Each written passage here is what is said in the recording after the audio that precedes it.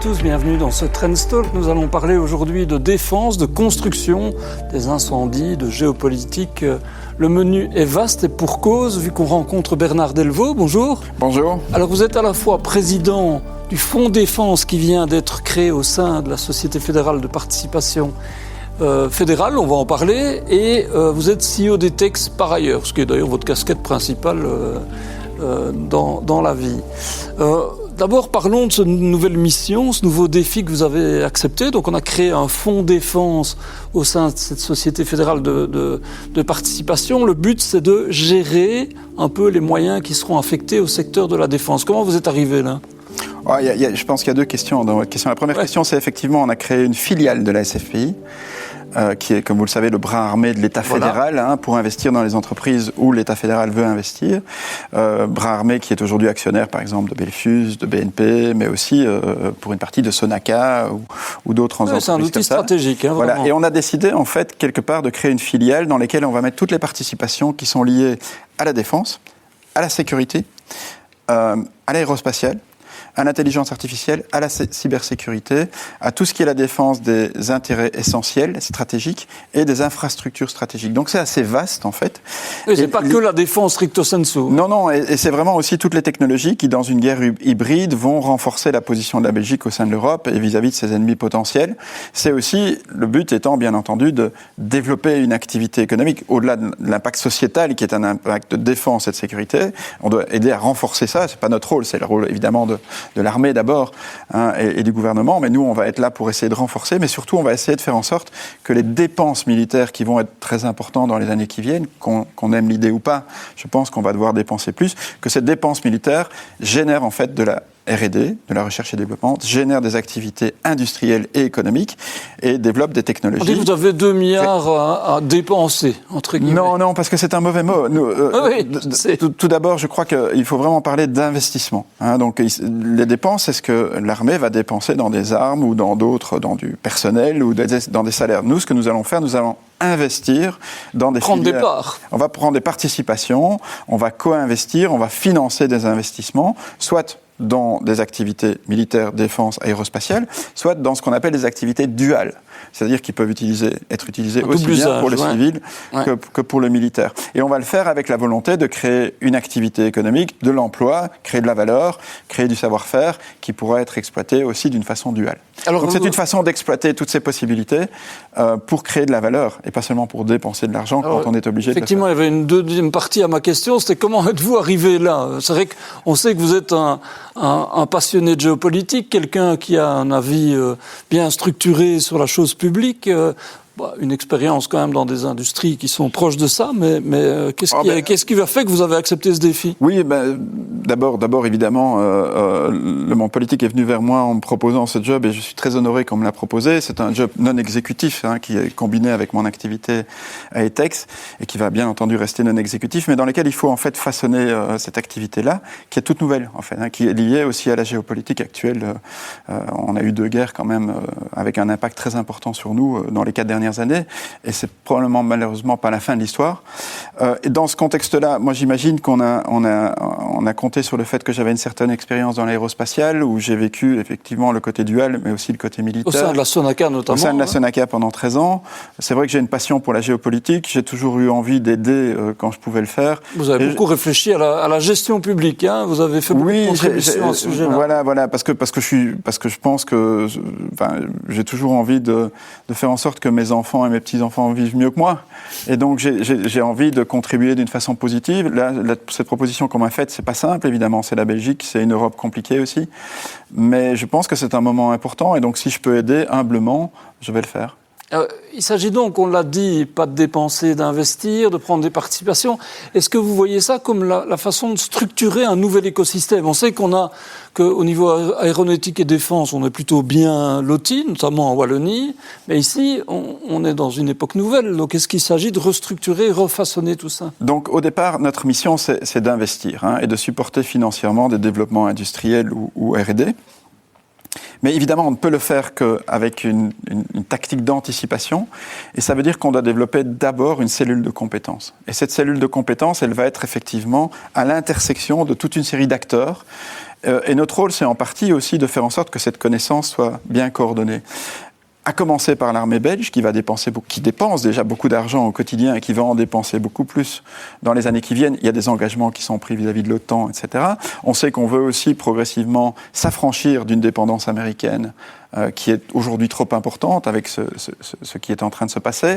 On sait qu'on doit s'intégrer dans une défense européenne, parce que, comme disait Jean-Claude Juncker, il y a deux sortes de pays en Europe. Il y a les petits pays et ceux qui n'ont pas encore découvert qu'ils étaient petits. Donc, je crois qu'on va devoir, effectivement, on va devoir s'allier si on veut faire des choses au niveau de la défense et s'affranchir de ce parapluie américain progressivement. Il va falloir aussi utiliser les capacités industrielles qui existent. Et c'est vrai qu'on a en Wallonie, mais pas seulement en Wallonie, un squelette, un backbone important d'industries structurantes comme la FN, comme Sonaca, comme Sapca, comme Sabena Aerospace, comme BMT en Flandre, comme Safran. Enfin, il y en a beaucoup, comme John Cockerill. Donc, il y a toute une série d'industries qu'il faut renforcer pour qu'elles jouent leur rôle. Et enfin, il va falloir qu'on se coordonne avec le monde politique. Le monde politique régional, parce que aussi pas mal de ces entreprises ont des participations régionales. Donc, c'est pas que le fédéral. La FN en est un bel exemple. Oui, mais la Sonaca en est un autre. Et c'est très bien comme ça. Et on va certainement pas changer ça, mais on va essayer de faire en sorte de bien se coordonner. Et puis enfin, d'utiliser la diplomatie économique, qui est quelque chose que la Belgique n'a pas fait beaucoup dans le passé. Contrairement aux États-Unis, qui fait du transactionnel en permanence et d'une façon extrêmement visible, parfois un peu stupide, avec Trump. Mais je peux vous dire que les grands pays européens font du transactionnel en permanence. Et quoi, ça veut dire pour conquérir des marchés, pour obtenir des... ça veut dire qu'on va aider un pays étranger, la France, pour prendre un exemple qui est extrêmement bien organisé pour ça, va aider un pays étranger en échange d'un contrat d'achat de télécom massif, c'est le cas en Ukraine, ou un achat militaire chez Dassault ou chez Thales. Et ça fait partie des transactions permanentes. Et nous, on ne le fait pas assez. Non, je pense qu'on a beaucoup considéré la diplomatie comme ayant un rôle politique. Parfois centrale dans l'histoire de la Belgique et plus importante que la taille du pays. Mais cette dimension transactionnelle est assez récente. Oui, Maxime Prévost, qui est l'actuel ministre des Affaires étrangères, lui, il intègre cette dimension-là. Je pense que oui. Je pense qu'effectivement, il a parfaitement compris ça. Il s'est d'ailleurs organisé dans son cabinet avec des gens qui se focalisent là-dessus. Et on voit qu'effectivement, le monde fonctionne comme ça aujourd'hui.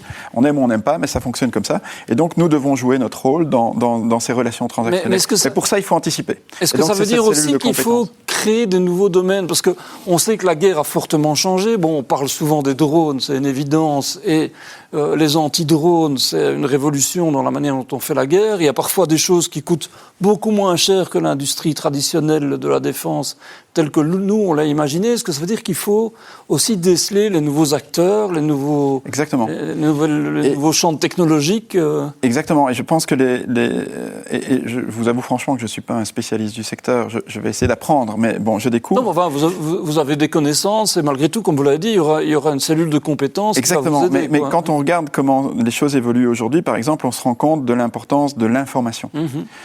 Quand on fait un dôme de protection pour se protéger des missiles, l'accès à des données qui sont souvent pas maîtrisées par l'Europe est clé, cet accès aux données. Donc, comment est-ce qu'on recrée aussi tous ces champs de données avec des satellites qui sont dédicacés, par exemple.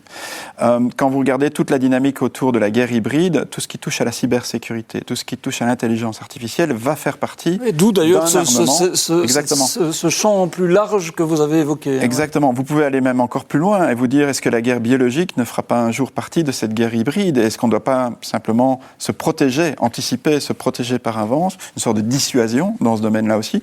Est-ce que nos compétences dans la pharma, dans les biotech, etc., ne sont pas un bon point de départ pour développer une industrie qui peut être utile bien plus largement que la Belgique dans un domaine comme celui-là? Donc on peut vraiment imaginer d'investir dans des domaines très différents, mais on ne va pas investir partout. Et surtout, on va investir uniquement quand on est convaincu qu'on a un effet sociétal et qu'on a potentiellement un Ça fera partie des critères des investissements. Comment vous allez évaluer le fait d'investir dans un endroit? C'est aussi en fonction des retombées, par exemple? Bien sûr. Et donc, quel est l'impact ? Je crois quel est l'impact que nous allons avoir sur la sécurité et la défense belge au sens large ? C'est un impact sociétal, c'est pas un impact économique. Et puis, quel impact économique est-ce qu'on peut avoir dans le développement d'activités industrielles, dans de l'emploi ou de développement de technologies duales ? Donc, c'est ça un peu les deux éléments d'évaluation. Maintenant, on va essayer d'éviter de décider dossier par dossier. Et donc, je crois qu'on doit vraiment décider d'un certain nombre de filières, d'éléments de chaîne de valeur dans lesquels on voudra jouer notre rôle en tant que Belgique. Ça, c'est la première chose que vous allez faire. C'est la première chose qu'on doit vraiment faire, c'est, sur base de cette cellule de compétences, choisir les domaines dans lesquels nous allons essayer d'être forts et s'intégrer à des chaînes de valeur européennes. En même temps, il faudra aller vite ou pas ? Oui, il faudra aller vite parce qu'il y a beaucoup d'argent qui est investi. D'abord, il y a beaucoup d'argent qui est dépensé, honnêtement. Et puis, il y a aussi beaucoup d'argent qui est investi parce que, évidemment, ce que la Belgique fait avec son fonds défense, les pays voisins sont en train de le faire avec des fonds défense aussi, qui sont à l'échelle des pays en question. Donc, on parle de dizaines de milliards en Allemagne. En France, on sait qu'au travers de la DGA et d'ailleurs de filières industrielles très fortes, ils sont très bien organisés aussi. Donc, on n'est pas les seuls à vouloir progresser dans ce domaine-là, mais ce que je reconnais quand même, et je crois que ça c'est vraiment une formidable opportunité, c'est qu'enfin l'Europe se dit, nous voulons être leaders, et nous ne voulons pas être leaders dans les armes, nous voulons être leaders dans des techniques de dissuasion qui sont prêtes à faire face à une attaque hybride. Et en même temps, il y aura des coopérations, parce que déjà, on voit que on a parlé de l'AFN, de John Cockerill, ils s'adossent déjà à des groupes français notamment, voire même ils ont le lead dans certains cas. Donc il y a cette structuration européenne qui est le jour. Peut-être pas assez vite et peut-être pas complètement. Donc vous avez tout à fait raison que dans un monde de rapport de force, où il faut être grand et fort pour réussir, l'Europe, d'une façon ou d'une autre, doit s'unir. Est-ce qu'elle va s'unir à 27 ? Je pense que ça a l'air compliqué. On voit que ça met beaucoup de temps. Même le couple franco-allemand, un peu dératé. On l'a vu avec l'avion de combat. Pas mal d'hésitations, pas mal de manque de confiance aussi, qu'on lit beaucoup. Et donc, ça veut dire qu'on va devoir, à très court terme, s'intégrer non pas dans une chaîne de valeur ou une stratégie militaire européenne, mais dans une multitude de stratégies industrielles qui sont plutôt françaises, plutôt allemandes, plutôt norvégiennes, plutôt ukrainiennes, plutôt polonaises, plutôt anglaises, parce que l'Angleterre se rapproche. Même des pays comme le Canada, par exemple, sont aussi maintenant très présents dans ce genre de discussion et veulent se rapprocher. Vous avez entendu le discours de Mark Carney Premier ministre canadien, au mois de février, je pense. Donc tout ça est en train de se mettre tout doucement en place et c'est bien que la Belgique anticipe et soit présente dans toutes ces discussions-là. Avec une complexité belge qui est un atout, qui est un écueil parfois, je pense notamment au rapport entre francophones et néerlandophones. La complexité n'est jamais un atout. Mais en l'occurrence, je pense que c'est contournable. C'est-à-dire que d'abord, je pense, j'espère, c'est ce que je vois en tout cas au démarrage, c'est qu'il y a une vraie volonté de faire en sorte que ça fonctionne. Et je pense en plus qu'on trouvera les bons équilibres le moment venu. Vous avez souvent été dans des réflexions en disant politiquement on manque de vision à long terme, on manque d'évaluation des politiques, on a besoin d'un récit. Vous l'avez encore répété récemment, notamment dans un dossier qu'on avait fait dans Trends Tendance. Est-ce que vous avez l'impression qu'on est à ce moment-là, qu'on a un moment charnière et que quelque part, votre mission, mais parmi d'autres, mais s'inscrit là-dedans? C'est juste une petite contribution. Oui, bien sûr. Mais non, je suis de plus en plus convaincu que dans un monde qui est quand même extraordinairement anxiogène, à tout point de vue, que ce soit les évolutions climatiques avec les incendies, que ce soit l'évolution économique qu'on connaît, la géopolitique, que ce soit le rôle des réseaux sociaux, de l'intelligence artificielle qui fait peur quand même à beaucoup de gens, pour beaucoup de raisons, que ce soit d'ailleurs pour des raisons de protection de la démocratie, de l'utilisation des réseaux sociaux pour les fake news, ou que ce soit par la destruction d'emplois, peut-être créative, mais destruction d'emplois qui va être la conséquence de l'intelligence artificielle. Donc tout ça est l'objet de beaucoup de discussions, de beaucoup de nouvelles, d'ailleurs dans vos journaux aussi, et c'est normal, mais ça crée énormément d'anxiété. Et comment est-ce qu'on répond à cette anxiété ? Effectivement, on peut essayer de rassurer, mais surtout, on peut en faire une opportunité en se disant je répète ce que j'ai dit tout à l'heure, parce que c'est vraiment un objectif, c'est comment est-ce que mes enfants et mes petits-enfants vivront mieux que moi. C'est bien, dans les entreprises, la motivation profonde. Voilà, dans les entreprises, on a ce challenge tous les jours, où on fait des économies, on doit couper les coûts, on doit réduire des effectifs, on doit choisir des usines plutôt que d'autres, etc. Et si on ne faisait que ça, je pense qu'on découragerait tout le monde après 6 mois. Et c'est un peu ce que le monde politique est en train de faire sans le vouloir. Et il le fait parce qu'en fait, il n'investit pas dans un récit collectif, dans un projet collectif. Et c'est un travail. Et porteur d'espoir et dessinant un horizon, quoi. Et dans une entreprise, on appelle ça une stratégie, et on communique sur la croissance, et on communique sur les nouveaux produits, et on fait participer chacun à cet objectif commun. On essaye en tout cas. Et on réussit parfois, et on échoue parfois, mais c'est comme ça. Mais on partage ce récit collectif, et c'est un des éléments essentiels du succès. Je pense qu'aujourd'hui, au niveau européen, mais c'est vrai aussi au niveau belge, on manque de ce récit mobilisateur. C'est un gros travail de construire ce récit, mais ce récit devient du coup, s'il existe, un vrai projet collectif. Et on a une petite chance de réenchanter l'avenir, qui en a bien besoin aujourd'hui. Et je suis persuadé qu'on a la possibilité de le faire. Est-ce que le problème n'est pas justement de savoir où le situer, ce récit-là ? Est-ce que c'est en Wallonie, à Bruxelles, en Flandre ? Est-ce que c'est en Belgique ou est-ce que c'est en Europe ? On est quand même un peu pas clair là-dessus. Ça fait partie de la complexité dont on parlait, dont vous parliez, et qui rend les choses encore plus complexes. Moi, je pense aujourd'hui quand même que l'enjeu, il n'est pas au niveau d'un pays. Il est à un niveau plus élevé. Parce que nous sommes dans un monde de rapport de force. Nous ne sommes plus dans un rapport de rule of law, d'état de droit. On dit qu'on est dans une ère de prédateurs. Oui. Alors j'espère qu'on n'y sera pas trop longtemps et qu'à un moment donné, l'état de droit retrouvera ses droits. Mais au même moment, je crois que dans un rapport de force comme on connaît aujourd'hui, il faut être fort, il faut être grand, il faut être gros. Il faut avoir face aux États-Unis, exactement, face à il faut avoir ce potentiel de dissuasion à tout point de vue, économique comme défense. Et pour constituer cet élément-là, il faut recréer un projet européen, probablement pas à 27, soyons clairs, parce que c'est très difficile de le faire à 27, a fortiori s'il faut l'unanimité pour chaque décision, mais peut-être avec un certain nombre de pays plus restreints, un nombre de pays plus restreints. Je crois qu'il y a une coopération renforcée à partir de 9 pays en Europe, et à la limite, cette coopération peut se faire avec moins de pays, et peut-être même avec des coopérations différentes pour les sujets différents. Mais c'est vraiment très important qu'on ait à un moment donné un leadership européen, pas seulement une régulation européenne. Et vous sentez que ce moment-là arrive ?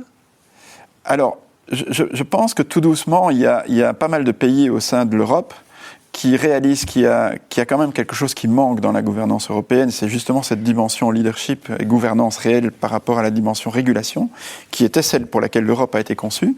Je pense par exemple que la Belgique et son Premier ministre sont très clairs là-dessus. Ouais. Exactement, ils sont très clairs là-dessus, et je crois qu'ils voient aussi avec ce qui se passe autour d'eux, et aussi en Flandre, et aussi dans le port d'Anvers, combien il y a toute une série de choses qui doivent évoluer rapidement. Je crois qu'il y a des pays qui réalisent ça très bien, comme la France aussi, mais il y en a d'autres qui hésitent encore. L'Allemagne hésite encore pour des questions, à mon avis, essentiellement de politique interne à l'Allemagne. Il y a d'autres pays qui ont choisi une position totalement opposée, comme l'Espagne. C'est dommage. On dit que c'est la porte d'entrée de la Chine. En tout cas, ils ont une approche beaucoup plus ouverte et beaucoup plus flexible par rapport à la prédation chinoise. Moi, je parle de prédation chinoise. Donc voilà. Donc tous ces éléments-là font que c'est pas simple, mais je pense que le besoin, l'urgence est là. Et j'espère toujours que cette urgence va déclencher les actions nécessaires. Vous avez touché un mot sur le fait que Bardouet aurait été fort impliqué, notamment en déclaration d'Anvers, toutes les questions relatives à la compétitivité européenne, qui est quand même importante. Aujourd'hui, on est dans un été où on voit les incendies en France, en Espagne, le défi climatique qui revient à la une de l'actualité. Est-ce qu'il y a une contradiction, une difficulté à allier les deux, de se dire à la fois on doit se battre contre cette évolution du monde, et en même temps, on doit sauver notre industrie, sauver notre économie. Je pense qu'il faut reconnaître qu'il y a un énorme dilemme, mais qu'en fait, on n'est pas en train d'aborder le problème de la bonne façon pour avoir une chance de le résoudre. Donc, quand je me suis exprimé, et je m'exprime toujours sur la nécessité de relâcher et d'affaiblir un certain nombre de régulations européennes, pas seulement dans le domaine de l'environnement, mais en tout cas dans le domaine de l'environnement, et en particulier du CO2, pour toute une série d'industries en Europe. Je ne le fais pas parce que je suis climato-sceptique, et encore moins parce que je suis d'extrême droite. Je le fais simplement parce que je constate qu'en réalité, ça ne va pas du tout aider l'environnement, parce qu'on va simplement délocaliser l'activité hors Europe où le CO2 ne coûte rien, et où d'ailleurs le gaz coûte beaucoup moins cher, et où les salaires sont beaucoup moins élevés, et on va exporter ces produits vers l'Europe. Donc ce sera le même CO2 pour la même planète, mais on aura simplement perdu tout l'emploi, toute la création de valeur, et on va appauvir l'Europe. Et on sera dans un désert économique qui ne sera pas un paradis écologique. Parce que ça va très vite, je peux vous dire, ça va très vite. Ouais. Et donc mon point, c'est pas de dire on n'a pas de problème climatique, on a un énorme problème climatique. Et on va devoir d'ailleurs s'y adapter, parce que le résoudre, à mon avis, c'est déjà assez tard. On peut essayer d'amortir et de faire en sorte que la température n'augmente plus, réduire l'impact final. Mais de toute façon, le mouvement il est enclenché depuis 150 ans et l'augmentation de la température sera là et l'implication, comme on l'a vu avec les sécheresses, les incendies, l'évolution de besoins en eau, etc. Tout ça va évidemment avoir un impact. Mais donc, pour revenir sur ce raisonnement-là, moi, ce que je dis simplement, c'est que le système que l'Europe a mis en place ne fonctionne pas pour réduire le CO2, en tout cas dans l'industrie aujourd'hui, et donc qu'il faut trouver autre chose. Et en attendant, ce qu'il faut, c'est essayer de préserver les emplois et les industries qui sont là aujourd'hui, parce que de toute façon, comme on ne va pas résoudre le problème de l'environnement, autant essayer de garder cette activité économique et cette création de valeur. Maintenant, est-ce que ça veut dire qu'on doit abandonner nos ambitions climatiques ? Pas du tout. Okay. Et d'ailleurs, d'abord, j'en parle volontiers puisque mon entreprise est active dans toute une série de produits qui sont naturellement des produits beaucoup plus recyclables, beaucoup moins lourds en CO2. Et je fais un peu la publicité de mes produits, désolé, mais bon. Je le ferai d'ailleurs pour mes concurrents de la même façon. Nous vendons des produits d'isolation. Est-ce que vous savez qu'aujourd'hui, à Bruxelles, 50% du CO2 produit vient du logement ? Oui, vous avez déjà dit souvent que, quelque part, c'était le gros chantier, celui de la rénovation, de l'isolation du bâtiment. Bien sûr, on vient de passer par des chaleurs extrêmes, on va peut-être encore passer dans les jours qui viennent dans des chaleurs extrêmes. Je peux vous dire qu'isoler des maisons dans pas mal de quartiers de Bruxelles, ça rendrait la vie beaucoup plus agréable pour les gens qui y habitent. Et ça rendrait la vie plus agréable et aussi moins coûteuse en hiver. Bon, et donc, ça, c'est des vrais projets qui sont à la fois positifs, qu'on les regarde d'un côté environnemental, économique ou social. Porteur d'emploi. Et donc ça, c'est quelque chose qu'il faut pousser. La mobilité électrique, je crois qu'on est sur la voie. Il faut continuer à pousser la mobilité électrique. Ça, c'est un coût. Ça demande des efforts et des investissements, mais ça va dans la bonne direction. Et l'un n'empêche pas l'autre, quelque part. Exactement. Parce que là, on a eu une réforme cette semaine, si je ne m'abuse, du système ETS, donc du prix du carbone au niveau européen, qui est une demande, je crois, de l'industrie, de dire on va moins vite par rapport à ce prix. C'est positif, ça, mais ça n'empêche pas de poursuivre le chemin. Alors, à mon sens, ça va dans le bon sens, mais c'est totalement insuffisant pour que toute une série d'industriels qui, en fait, quand ils font un plan d'affaires pour 2030 ou 2032, disent « je n'investis plus en Europe » ou beaucoup moins en Europe, c'est pas ce qu'on a mis sur la table qui va les faire changer d'avis. Donc, ils vont continuer à investir en dehors de l'Europe et ils vont continuer à exporter leurs produits vers l'Europe. Le CBAM va venir trop tard, il est très compliqué à mettre en œuvre. Et donc, il faut qu'on raisonne ça un peu autrement. Et ce n'est pas remettre en cause les ambitions, parce que de toute façon, le système qu'on a mis en place ne va pas résoudre le problème du CO2. C'est plutôt se dire, c'est quoi l'alternative ? Et donc, moi, je crois que c'est effectivement travailler beaucoup plus sur la mobilité électrique, c'est travailler sur tout ce qui est logement, par exemple, et pas seulement avec nos produits, mais avec toutes les possibilités, et Dieu sait s'il y en a. En moyenne, le logement, c'est presque 30% partout en Europe. 30% du CO2 vient du logement. Tout le monde se focalise sur l'aviation, qui vaut 3%, mais le logement, c'est 30%. Mais en même temps, on dit souvent que les objectifs de PEB, pour prendre notre terminologie wallonne-bruxelloise, en fait, on peine à avoir la possibilité de les rencontrer. Et de nouveau, ce n'est pas simple, parce que si c'était simple, il y aurait depuis longtemps une solution. Mais si vous regardez, la rénovation n'augmente pas. Elle a même tendance à diminuer aujourd'hui. C'est sûr qu'elles ont été boostées, ces rénovations, pendant tout un temps par les États, les régions, etc., qui mettaient beaucoup de subsides sur la table. Les dettes de ces régions et de ces pays, c'est pas que la Belgique, c'est la France, c'est la même chose, l'Allemagne, l'Italie, etc. Les dettes sont trop importantes, donc ces subsides sont en train de disparaître partout. En Belgique, ça a disparu partout, en Wallonie, c'est remplacé par des prêts, ce qui est, à mon avis, une très bonne solution. Mais ce qu'il faut, c'est aussi une prévisibilité dans la durée, pour que vous sachiez qu'est-ce qui sera encore valable dans 6 mois, dans 12 mois, parce que si je me lance dans une rénovation, je veux quand même être sûr que ça va se passer comme prévu, que je vais avoir mon prêt ou mon subside, ou peu importe. Et donc, toute cette complexité-là fait que, pour l'instant, on n'est pas parvenu à développer la rénovation comme on voudrait. Ça reste un des plus beaux projets politiques qui existent. Ce que je disais, c'est à la fois écolo, c'est à la fois socialiste et c'est à la fois libéral. Parce qu'en fait, il y a moyen de trouver une convergence dans les intérêts des uns et des autres. Est-ce que ce serait aussi une bouée de sauvetage pour un secteur de la construction qui est parfois en souffrance ? Est-ce qu'on manque justement de ces grands élans ? Oui, tout à fait. Et donc, vous avez 2 éléments, en fait, dans la construction. Si vous regardez le marché de la construction en Europe, depuis l'après-Covid, les volumes se sont réduits en moyenne de l'ordre de 25%, je pense, pas loin de 20 à 25%. Donc, c'est un secteur qui est vraiment en grosse difficulté, pas seulement en Belgique, mais partout en Europe. Et je pense que c'est lié à toute une série d'éléments de coûts, puisqu'il y a eu de l'inflation, le coût de l'énergie, etc., de taux d'intérêt, qui sont un peu plus élevés quand même, nettement plus élevés que ce qu'ils étaient il y a 4-5 ans. Et puis, c'est surtout lié à un manque de confiance dans le futur. Si vous n'avez pas confiance dans le futur, vous n'avez pas construit une nouvelle maison. Si vous ne savez pas si votre emploi sera encore là dans un an, vous allez attendre avant d'investir ou rénover. Vous n'allez pas construire des nouveaux bureaux et un nouveau headquarter si votre boîte est un peu en difficulté. Vous n'allez pas développer des nouveaux shopping malls si vous vous dites que l'e-commerce va prendre la place avec les importations, etc. Donc, je pense que ce manque de confiance dans l'avenir est aussi un des éléments qui, aujourd'hui, se marque dans la construction. Extrêmement négativement en Europe. Vous êtes à la tête d'Etex, qui est une entreprise mondiale, donc ça veut dire quoi? Ça veut dire que vous voyez justement qu'il y a des foyers de croissance, qu'il y a des endroits où on ne se pose pas que ces questions-là. Enfin, Tout à fait. Donc on a des évolutions, on a vraiment des évolutions qui sont très différentes. D'abord, on a des évolutions qui sont assez différentes suivant les pays d'Europe. Ah, même en Europe, oui. Oui, même en Europe. Par exemple, on voit très clairement que les pays les plus sinistrés sont la France, l'Allemagne, jusqu'à un certain point les pays nordiques, le Benelux, alors que par exemple le sud de l'Europe s'en tire encore très bien. Et l'Est aussi ou pas? Alors oui, ils sont passés par un creux, mais ils ont très bien redémarré. Donc par exemple la Pologne et la Roumanie aujourd'hui fonctionnent très bien. Donc c'est déjà très différent. Et je pense que c'est lié aussi à une vision du futur et à une dynamique de confiance. Et c'est vrai que la vieille Europe autour de l'Allemagne, qui est aujourd'hui meurtrie économiquement et industriellement très meurtrie, entre autres par les importations chinoises de toutes sortes, mais la France aussi, est en difficulté. Et ce qu'on voit, et ce qui est assez nouveau, est assez inquiétant aussi, c'est que l'Angleterre, UK, qui s'était plutôt bien comportée jusqu'à il y a 12 mois, est en train de brutalement décliner économiquement. Ce qui n'est pas une surprise après le Covid, mais ça a mis beaucoup de temps à se déclencher, et là c'est en train de se passer. Et puis vous avez d'autres régions du monde. Ça veut dire que Alors vous êtes sur une autre planète si vous allez en Australie.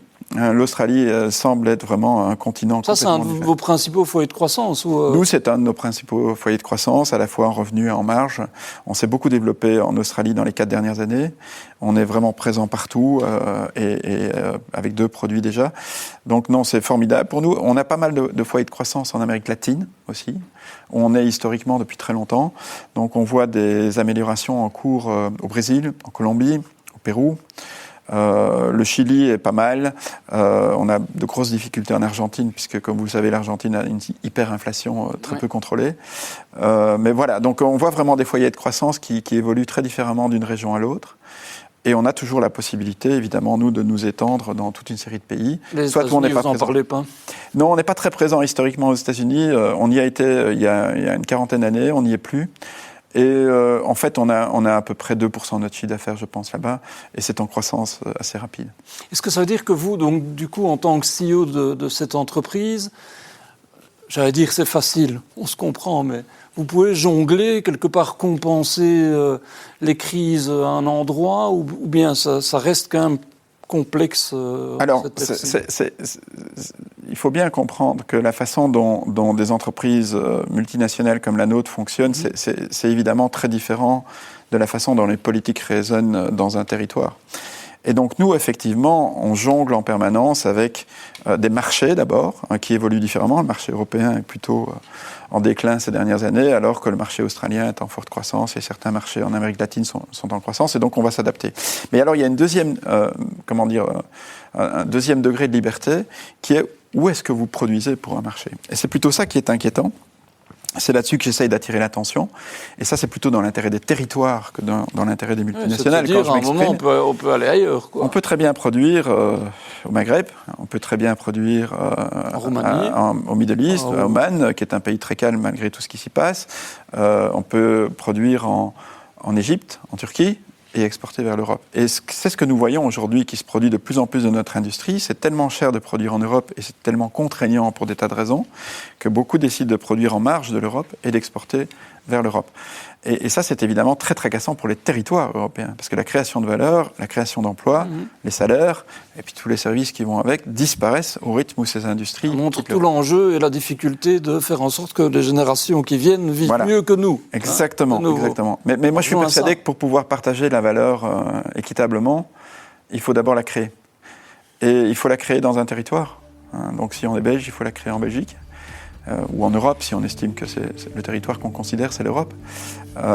Et c'est ça l'enjeu, à mon avis, c'est de continuer à générer de la valeur par la R&D, par l'industrie, par les services qui tournent autour.